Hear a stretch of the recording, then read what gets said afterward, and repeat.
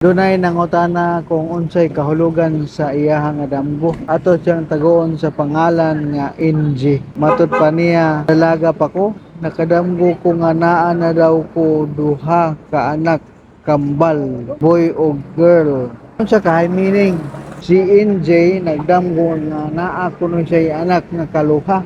Salamat NJ sa pagpadangat sa imuhang pangutana. Matod pa ni Professor Swami, ang kaluha sa imong damgo nagkahulugan sa kalipay o kauswagan sa kahimtang sa imong pamilya. Dugang abot sa imong kinitaan. Tanyag sa kaminiyoon alang sa dalaga nga nagdamgo. Ang ulitaw nga magdamgo hagkan na sa iyang gihalaran bisan og wa pa siya kaligo. Kung doon na kamoy mga damgo nga gusto ninyong mahibawan ng kahulugan, i-comment lang sa ubos. Kung wala pa ka makafollow, basin og di na ta magkita. Amping kanunay.